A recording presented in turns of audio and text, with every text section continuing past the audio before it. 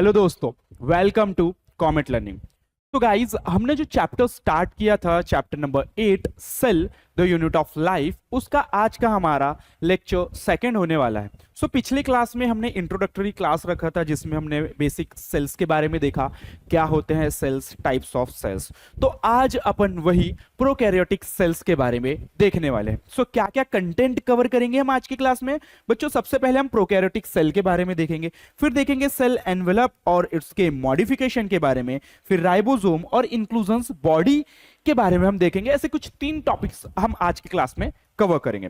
One by one चलो start करते हैं। तो सबसे पहले बोलता है कि भैया जो प्रोकैरियोटिक सेल है, प्रोकैरियोटिक सेल की जो हम बात कर रहे हैं वो किस किस के पास है, कौन ऐसे ऑर्गेनिज्म है, कौन से ऐसे ऑर्गेनिज्म है जो प्रोकैरियोटिक सेल को क्या करते हैं भाई, रिप्रेजेंट करते हैं। तो सबसे पहले बात आती है बैक्टीरिया, किसकी? बैक्टीरिया की। ठीक है, देन क्योंकि बैक्टीरिया भाई जितने भी होते हैं सारे क्या होते हैं, प्रोकैरियोट्स ही होते हैं। अगर आपको पता होगा तो सिर्फ एक ही ऐसा किंगडम है जो कि प्रोकैरियोट्स को लेकर के बना हुआ है। कौन सा? Kingdom Monera. किंगडम मोनेरा जो है भैया, ये कैसे होते हैं? प्रोकैरियोट्स होते हैं, और इसी में ज्यादातर क्या आते हैं? बैक्टीरिया। क्या आते हैं हमारे? बैक्टीरिया। क्लियर है? देन फिर हम बात करते हैं ब्लू ग्रीन अलगी है, माइकोप्लाज्मा है, पीपीएलओ यानी कि प्लूरो निमोनिया लाइक ऑर्गेनिज्म। ये सारे वो ऑर्गेनिज्म हैं जो कि रिप्रेजेंट करते हैं किसको? यस, ऑब्वियसली किसको भैया? प्रोकैरियोटिक सेल को। अगर हम इसके शेप्स की बात करें तो हमको कौन कौन से शेप्स देखने को मिलते हैं? तो हमने क्या बोला, हमको 4 टोटल बेसिक शेप देखने को मिलते हैं। कौन कौन से है वो शेप? तो बोलता है कि भैया बेसिलस एक शेप है जो कि रॉड जैसा हमको दिखाई देता है। सर रॉड जैसा दिखाई देता है, बेसिलस शेप के भी हमको बैक्टीरिया दिखाई देते हैं। देन कोकस जो कि स्पेरिकल शेप के होते हैं, ऐसे गोल यानी कि स्पेरिकल शेप के कोकस बोलेंगे। क्या? बैक्टीरिया की बात कर रहे हैं। देन विब्रियो जो कि कॉमा जैसे दिखाई देते हैं, लाइक इस तरीके से कॉमा जैसे दिखाई देते हैं। देन स्पिरुलम यानी कि स्पाइरल जैसे जो हमको दिखाई दे उसे क्या कहते हैं अपन? स्पिरुलम। ठीक है, तो इस तरीके से टोटल 4 बेसिक हमको शेप्स दिखाई देते हैं बैक्टीरिया के, जो कि कौन कौन से? Yes, bacillus, coccus, vibrio and the spirillum, जो कि रॉड शेप का होगा, स्पेरिकल शेप का होगा, कॉमा शेप का होगा और स्पाइरल शेप का होगा।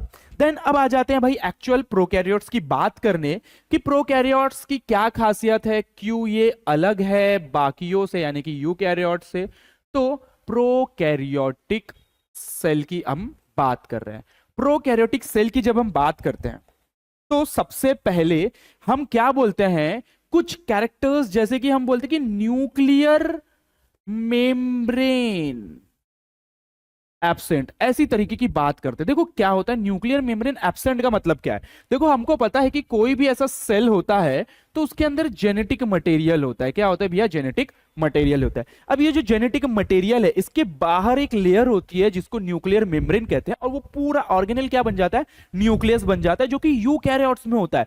प्रोकैरियोट्स में यही ये जो इस तरीके से न्यूक्लियर मेम्ब्रेन की बात कर रहा हूं मैं, वो देखो ऐसे नहीं होती है यहां पर। ठीक है, इसलिए हम क्या बोलते हैं कि भैया न्यूक्लियर मेम्ब्रेन यहां पर एब्सेंट होगी। अब न्यूक्लियर मेम्ब्रेन एब्सेंट तो होगी, और साथ साथ और क्या चीज होगी भैया? ये जो न्यूक्लियस के अराउंड क्या होता है, हमने बोला कि जो न्यूक्लियस प्रोकैरियोट्स में देखने को मिलता है वो यूकैरियोट में न्यूक्लियस बन ही नहीं पाता because of absent of nuclear membrane. तो न्यूक्लियर एनवेलप तो भैया है ही नहीं यहां पर, यानी कि डीएनए ऐसे ही पड़ा होता है खुले तरीके से। देन अब हम क्या बोल रहे हैं भैया कि इसके अलावा भी यहां पर एक्स्ट्रा डीएनए की कॉपी पड़ी होती है। क्या बोला? एक्स्ट्रा डीएनए की कॉपी पड़ी होती है, जो कि जरूरी नहीं एक हो, एक से ज्यादा भी हो सकती है। उसे हम क्या कहते हैं? प्लाज्मिड। क्या कहते हैं बच्चों? प्लाज्मिड। यस, ऑब्वियसली क्या कहेंगे? प्लाज्मिड। देन अब बैक्टीरिया में और भी बहुत सारी चीजें, जैसे कि हम इसकी बात करें तो बाहर एक आउटर लेयर होती है जिसको हम बोलते हैं भाई सेल वॉल प्रेजेंट होता है, सेल मेम्ब्रेन भी होती है, एक और लेयर होती है। जब सेल एनवेलप की बात करेंगे तो वो भी देखेंगे। यहां पर ऐसे राइबोसोम भी होते हैं। क्या होते हैं भैया? राइबोसोम भी हमको दिखाई देते हैं इसमें। देन राइबोसोम की भी बात हो गई। अच्छा, जो मैं ये प्लाज्मिड की बात कर रहा हूं, आखिर ये प्लाज्मिड क्या है? देखो जो डीएनए होता है ना, उसके अलावा भी उसकी कॉपी पड़ी होती है, डीएनए ही वहां पर प्रेजेंट होता है, ये डीएनए है। देन इसको अपन प्लाज्मिड बोल रहे हैं, जो कि एक्स्ट्रा क्रोमोसोमल डीएनए है, उसके अलावा और डीएनए है, जो हमारा मेन न्यूक्लियर डीएनए का अलावा जो क्रोमोसोमल डीएनए है उसको प्लाज्मिड बोलते हैं। पता है इसका एक फीचर है, एक यूनिक यूनिक कैरेक्टर है कि भाई ये क्या होते हैं, एंटीबायोटिक रेजिस्टेंट होते हैं। कैसे होते हैं, एंटीबायोटिक रेजिस्टेंट होते हैं। एंटीबायोटिक रेजिस्टेंट का मतलब क्या होता है, देखो ये जो बैक्टीरिया है ना, इसको मारने के लिए जो भी केमिकल्स हो उसके पास, इनके पास पहले से ही क्या प्रेजेंट होता है, उसको मतलब उससे फाइट करने के लिए भाई जीन्स प्रेजेंट होते हैं। जैसे कि सिंपल सी बात अगर मैं आपको समझाऊं, तो जब हम बीमार होते हैं, अगर हमको कोई बैक्टीरियल इन्फेक्शन हुआ है, तो हम डॉक्टर के पास जाते हैं, तो वो हमको एक एंटीबायोटिक खाने को भी देते हैं साथ में। एंटीबायोटिक इसका मतलब क्या है, जो हमारे अंदर बैक्टीरिया वो क्या हो गया, मर जाएंगे। मतलब ये जो बैक्टीरिया, इसको मारने के लिए हम क्या खा रहे हैं, एंटीबायोटिक खा रहे हैं। लेकिन जो एंटीबायोटिक मैं खा रहा हूं उसको मारने के लिए, किसको मारने के लिए, बैक्टीरिया को, लेकिन उस बैक्टीरिया के पास पहले से ही उस एंटीबायोटिक का क्या प्रेजेंट है, जीन प्रेजेंट है। तो अपने आप को क्या कर लेगा भैया, उससे वो सुरक्षित कर लेगा, सेफ कर लेगा। क्यों, क्योंकि इसके पास तो पहले से ही एंटीबायोटिक रेजिस्टेंस जीन प्रेजेंट है। ठीक है, इसके अलावा भी और हमको यहां पर मीजोजोम जैसे स्पेशल स्ट्रक्चर देखने को मिलते हैं। मीजोसोम की भी बात अपन आगे और करेंगे धीरे धीरे। अंदर साइटोप्लाज्म होता है, यस। राइबोसोम यहां पर देखने को मिलता है, जो कि प्रोकैरियोट्स में भी और यूकैरियोट्स में भी सेम है। क्यों, क्योंकि जो राइबोसोम है उसके पास मेम्ब्रेन नहीं होती। क्यों मेम्ब्रेन नहीं होती वो अलग कहानी है, लेकिन प्रोकैरियोट्स में कोई भी मेम्ब्रेन बाउंड ऑर्गेनेल्स या ऑर्गेनेलीज हमको देखने को नहीं मिलते हैं। मतलब यहां पर भाई कोई भी मेम्ब्रेन बाउंड ऑर्गेनेल्स नहीं प्रेजेंट होते हैं। तो ये कुछ बेसिक सी चीज है। अब अपन इसके चलते कि जो बाहर पे जो एनवेलप है, जो आउटर कवरिंग है, वो किस तरीके से होती है, क्या क्या होती है, वो सारी चीजें बात अपन करेंगे कि भाई सेल एनवेलप और उसके मॉडिफिकेशन के बारे में। अब जैसे कि मैं क्या बोल रहा हूं, मैंने बोला कि ये एक बैक्टीरिया का सेल ले लेते हैं, एक प्रोकैरियोटिक सेल ले लेते हैं भाई। इसके पास ऐसे 3 लेयर प्रेजेंट होती है। क्या होती है, ऐसे 3 लेयर प्रेजेंट होती है। देन ओके, एक और ले लेते हैं अपन, बीच में बना लेता हूं क्योंकि बीच में बहुत जगह है।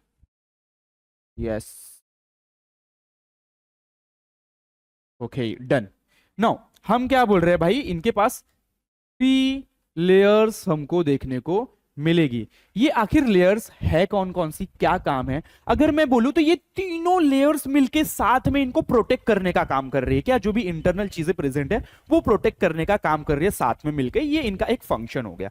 लेकिन ये तीनों लेयर का नाम क्या है भाई, कौन कौन सी लेयर है, सबसे बाहर की तरफ जो प्रेजेंट होती है उसको अपन बोलते हैं ग्लाइकोकैलिक्स। क्या बोलते हैं, ग्लाइकोकैलिक्स, जो कि आउटर साइड में हमको देखने को मिलती है। देन सेकंड आ जाते हैं अपन सेल वॉल की तरफ। किसकी तरफ भैया, सेल वॉल, जो कि कहां, मिडल में प्रेजेंट होती है। और फिर तीसरा अंदर क्या प्रेजेंट होगा, ऑब्वियसली प्लाज्मा मेम्ब्रेन। कहां प्रेजेंट होता है, इनर साइड में प्रेजेंट होता है। तो इस तरीके से 3 लेयर यहां पर हमको देखने को मिलेगी। बाहर बेटा क्या होगा, यस ग्लाइकोकैलिक्स होगा। फिर उसके अंदर ये जो बीच वाली मिडल ऑरेंज वाली लेयर होगी, ये क्या होगी, ये होगी हमारी सेल वॉल भैया। अंदर वाली होगी प्लाज्मा मेम्ब्रेन। क्लियर है, इस तरीके से ये सेल एनवेलप हमको देखने को मिलता है। अब अगर मैं बोलूं ये जो ग्लाइकोकैलिक्स है, ये जो ग्लाइकोकैलिक्स है, ये देखो ये बाहर की लेयर किसकी है, ग्लाइकोकैलिक्स की है। ये हो सकता है कि स्मूथ हो, क्या हो सकता है कि भाई ऐसे स्मूथ हो, या फिर हो सकता है टफ हो। समझ रहे हो तुम लोग मैं क्या बोलने की बात कर रहा हूं। हो सकता है कि जो बाहर की लेयर है वो स्मूथ हो, ओके ये एस जैसा क्यों नहीं लग रहा है, स्मूथ हो सकता है वो टफ हो, टफ, ठीक है, हो सकता है टफ है। अगर वो स्मूथ है तो हम उसे क्या बोलेंगे, टफ है तो क्या बोलेंगे, हार्ड लेयर भी हो सकती है, मतलब वही टफ यानी कि हार्ड लेयर भी हो सकती है बाहर, और स्मूथ भी हो सकती है। अगर स्मूथ है तो बेटा उसे स्लाइम लेयर कहते हैं अपन, क्या कहते हैं, स्लाइम लेयर। देन अगर वो टफ है तो उसे क्या बोलेंगे हम, कैप्सूल। क्या बोलेंगे, कैप्सूल। क्लियर है यहां तक के। देन अब आ जाते हैं फिर सेकंड सेल वॉल की तरफ। सेल वॉल किससे बना होगा, सेल वॉल बना होगा पेप्टिडोग्लाइकन से बना होगा। देन फिर आ जाते हैं प्लाज्मा मेम्ब्रेन, यानी कि जो इनर के साइड में प्रेजेंट होता है, जो कि मोस्टली लिपिड्स, प्रोटीन्स, कार्बोहाइड्रेट जैसी चीजों से बना होता है। इसका एक्चुअल कंपोजिशन अपन जब सेल मेम्ब्रेन के बारे में पढ़ेंगे तब एक्चुअल सारी चीजें देखेंगे। तो हम बेसिक बेसिक क्या बात किए भैया, 3 लेयर प्रेजेंट है। बाहर की तरफ ग्लाइकोकैलिक्स, उसके अंदर थोड़ा सा अंदर आते हैं तो सेल वॉल, और उसके अंदर आते हैं तो प्लाज्मा मेम्ब्रेन। क्लियर है? जो ग्लाइकोकैलिक्स है अगर वो बाहर अगर स्मूथ रही तो उसे क्या बोलेंगे, स्लाइम लेयर, और अगर टफ रही, ठीक है, हार्ड रही, तो उसे क्या बोलेंगे, कैप्सूल। लेकिन जो सेल वॉल है पेप्टिडोग्लाइकन से बनी होती है, और भी अलग अलग चीजें होती है, कंपोजिशन होता है उसका, लेकिन जनरल बात कर रहे हैं प्लाज्मा मेम्ब्रेन लिपिड्स और प्रोटीन से बनी होती है। तो ये बेसिक उसके हमने क्या एनवेलप्स के बारे में देखा। क्लियर है यहां तक के? अब आ जाते हैं अपन नेक्स्ट की तरफ। क्या बोल रहा है कि भाई क्लासिफिकेशन ऑफ बैक्टीरिया। अगर अपन बैक्टीरिया को क्लासिफाई करने जा रहे हैं, क्योंकि हमने क्या बोला, प्रोकैरियोटिक सेल की बात कर रहे थे। पता है प्रोकैरियोटिक सेल में हम बैक्टीरिया की क्यों बात कर रहे हैं? क्योंकि जो ज्यादातर बैक्टीरिया होते हैं वो प्रोकैरियोट्स होते हैं, और प्रोकैरियोट्स में सबसे ज्यादा हमको कोई देखने को मिलता है तो वो कौन होता है, bacteria. That's why we are always talking about bacteria. तो क्या बोला है भाई, बैक्टीरिया को क्लासिफाई किस तरीके से करेंगे, आखिर अपन कैसे करेंगे? तो हमने बोला कि जो बैक्टीरिया की बाहर की जो लेयर होती है, सेल वॉल, ठीक है, सबसे बाहर तो हमने अभी देखा ग्लाइकोकैलिक्स, लेकिन उसके अंदर जो प्रेजेंट होती है सेल वॉल, डिपेंड करता है कि उसका कंपोजिशन क्या है। उसका कंपोजिशन क्या है? क्यों उसका कंपोजिशन क्या है? क्योंकि साइंटिस्ट थे भैया, ग्राम साइंटिस्ट थे। इन्होंने अपना एक स्टेन बनाया। स्टेन समझता है तुमको? डाई यानी कि कलर बनाया, ठीक है, स्टेन बनाया, जिसको अपन आज के दौर पर ग्राम स्टेन बोलते हैं, ठीक है। अब ग्राम स्टेन ने, मतलब ग्राम ने एक स्टेन बनाया जिसको हमने क्या बोल दिया भैया, ग्राम स्टेन बोल दिया। तो उन्होंने क्या किया, एक बैक्टीरिया यहां लिया और एक बैक्टीरिया यहां लिया। अब दोनों पे क्या किया, स्टेन की प्रोसीजर की, ठीक है, वो प्रोसीजर होती है प्रॉपर, डिफरेंट डिफरेंट स्टेन डाले जाते हैं वहां पर। उस टाइम पे उन्होंने देखा कि जिस बैक्टीरिया ने ये ग्राम के स्टेन को क्या कर लिया, एब्जॉर्ब कर लिया, ठीक है, एब्जॉर्ब कर लिया, कंटेन कर लिया, या फिर उन्होंने अपने बाहर वाली लेयर पे वो कलर को शो किया, जैसे कि हम बोल सकते हैं पर्पल या फिर ब्लू, ठीक है। तो जिन बैक्टीरिया ने क्या किया था भाई, इसको एब्जॉर्ब कर लिया था, वो किस कलर के दिखने लगे, वो हमें दिखने लगे भैया कौन से, पर्पल कलर के और ब्लू कलर के। तो इन्होंने क्या बोल दिया भाई, ग्राम के स्टेन को इन्होंने कंटेन कर लिया, एब्जॉर्ब कर लिया, तो ये पॉजिटिव हुए, इसीलिए इन्होंने इसको क्या बोल दिया, ग्राम पॉजिटिव बैक्टीरिया। भैया क्या बोल दिया, ग्राम पॉजिटिव बैक्टीरिया। लेकिन कुछ बैक्टीरिया ऐसे भी थे जिन्होंने इसको स्टेन ही नहीं किया था, मतलब उन्होंने कलर एब्जॉर्ब ही नहीं किया था, तो वो कौन से कलर दिखाई दे रहे थे, वो पिंक, ऐसे रेडिश कलर के दिखाई दे रहे थे, पिंक या रेड, क्योंकि जो सैफरॉन अपन उस पर कलर ऐड करते हैं, ठीक है, सैफरिन, तो उसके वजह से उसका कलर क्या हो जा रहा था, पिंक और रेड हो जा रहा था। तो इन्होंने क्या बोल दिया भाई, जो ग्राम के स्टेन को इन्होंने तो एब्जॉर्ब ही नहीं किया, इन्होंने कर लिया तो पॉजिटिव बोल दिया, इन्होंने एब्जॉर्ब नहीं किया, इसलिए इसको क्या बोल दिया, ग्राम नेगेटिव बैक्टीरिया। अब भैया बात तो ये आती है ना सिंपल सी, कि इन्होंने क्यों एब्जॉर्ब किया, इन्होंने क्यों नहीं किया। तो उनका जो सेल वॉल का कंपोजिशन था, उसी बेसिस पर, जिसका सेल वॉल का कंपोजिशन ऐसा था जो एब्जॉर्ब कर सके, उन्होंने उसको एब्जॉर्ब कर लिया, वो ग्राम पॉजिटिव बैक्टीरिया कहलाए। जिन्होंने नहीं किया वो भैया नहीं कर सके, तो वो ग्राम पॉजिटिव की जगह ग्राम नेगेटिव कहलाए। तो depending on the composition of the cell wall and the content their stain, gram का स्टेन, उस बेसिस पर हमने ग्राम पॉजिटिव और ग्राम नेगेटिव बैक्टीरिया को अलग अलग कर दिया। क्लियर है यहां तक के? फिर आ जाते हैं भैया हम नेक्स्ट, जो कि है मीजोजोम। मीजोजोम एक स्पेशल स्ट्रक्चर, एक स्पेशल मेम्ब्रेनस स्ट्रक्चर है, जिसका काम क्या है, बहुत सारे इसके फंक्शन है बेटा, ठीक है। रेस्पिरेशन में काम कराता है, सेल वॉल के फॉर्मेशन में काम कराता है, सेल वॉल फॉर्मेशन में बहुत हेल्प कराता है।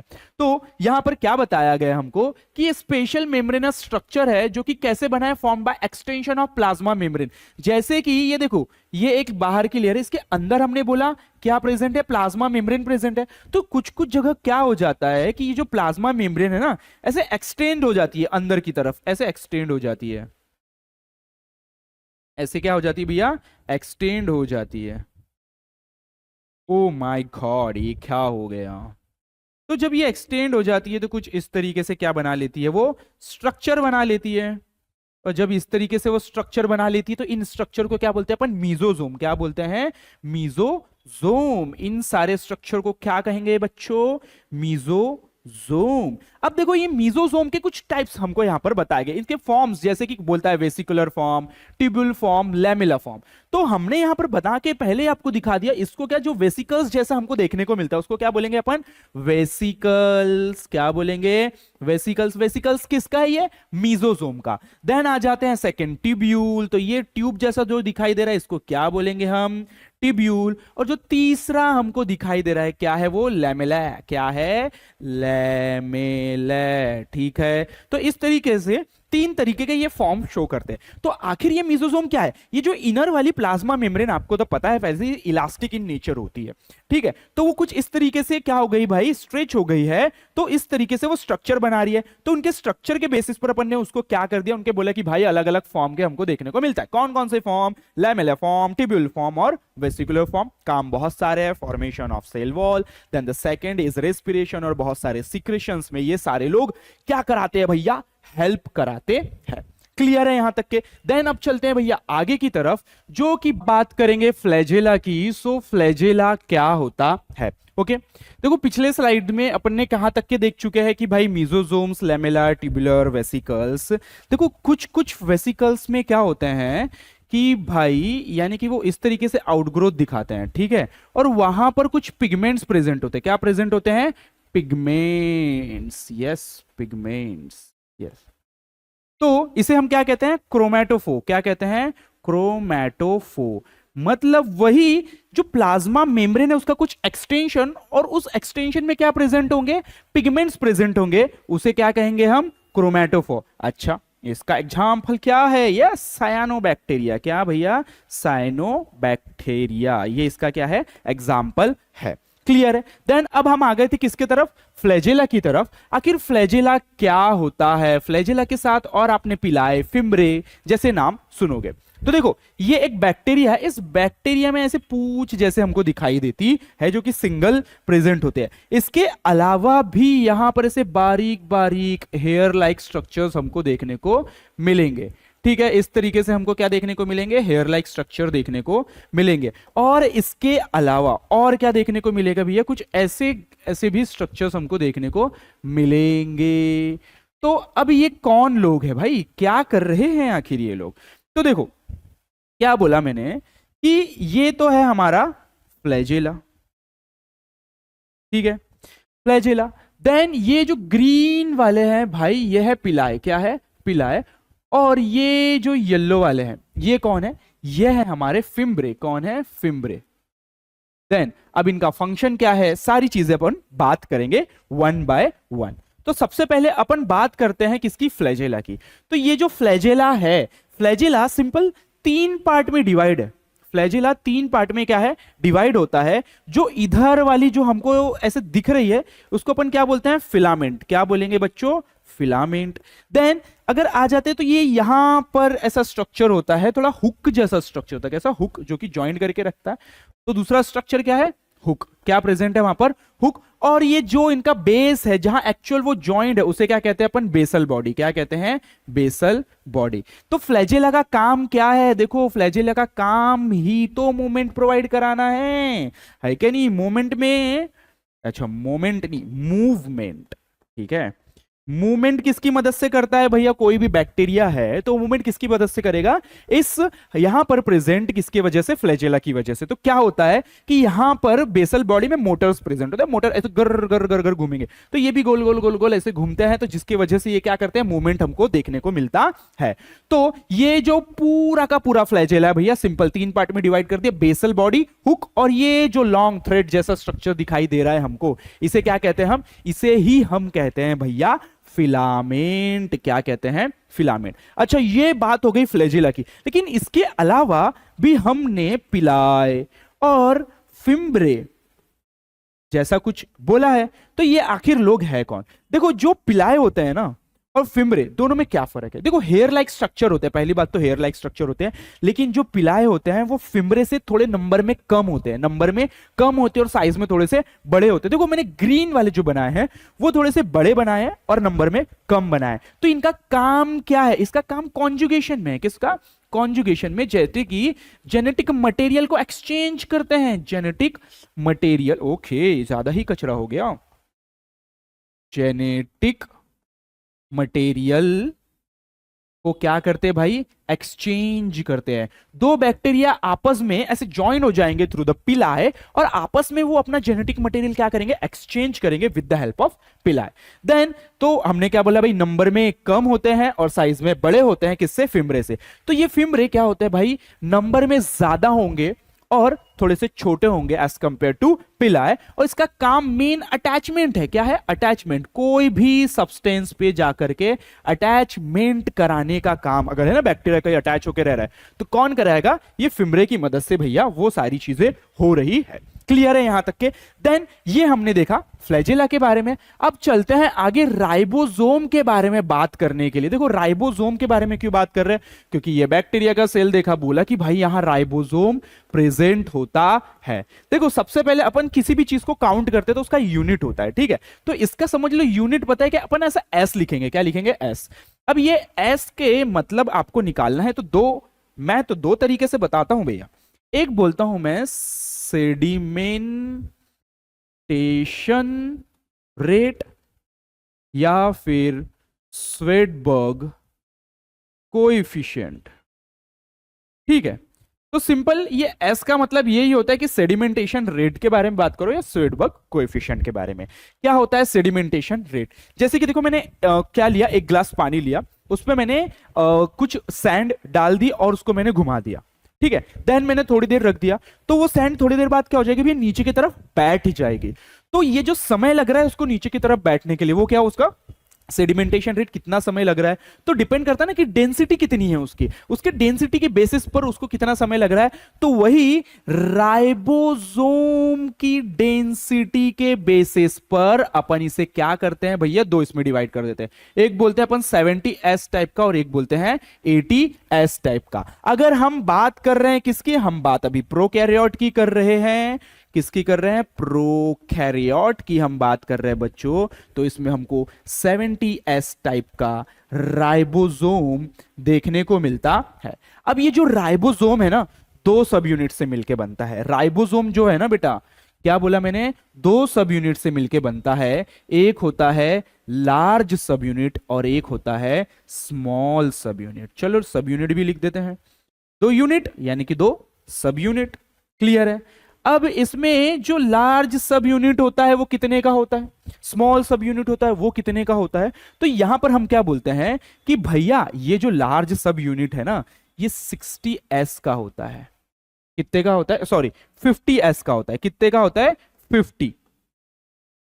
और जो स्मॉल होता है वो कितने का होता है? 30s का होता है। अगर अपन इन दोनों को ऐड करें तो भाई मैथ्स की लैंग्वेज में कितना आएगा? 80 आएगा, लेकिन बायो की लैंग्वेज में ऐसा नहीं है, ये हो जाता है 70। बिकॉज हम डेंसिटी की बात कर रहे हैं, जब अपन दोनों को मिला देते हैं ना तो वो डेंसिटी दोनों का एडिशन उतना नहीं आता है। दैट्स वाई हम क्या बोल रहे हैं कि भाई एक जो बड़ा सब यूनिट है वो कितना है? 50s का और जो स्मॉल सब यूनिट है वो 30s का। तो इस तरीके से दो सब यूनिट से मिलकर के हमारा क्या बना हुआ है? राइबोसोम बना हुआ है। राइबोसोम की मेन बात तो क्या है कि भाई इसमें कोई भी मेम्ब्रेन बाउंड ऑर्गेनेल नहीं है। तो ribosome is not a membrane bound organelle, है क्या नहीं? ठीक है। और हमने क्या बोला कि भाई 70s 80। अच्छा ये जो 80s है ना, ये यूकैरियोट्स में देखने को मिलता है। हमको किस में देखने को मिलता है? यूकैरियोट्स में। तो सेम जैसे यहां पर जो लार्ज है 50 का है, स्मॉल 30 का है, तो ये यूकैरियोट्स में हमको जो लार्ज देखने को मिलेगा वो 60s का देखने को मिलेगा और स्मॉल देखने को मिलेगा 40s का। होता तो इनका भी 100 है, लेकिन 100 रियल में नहीं होता है।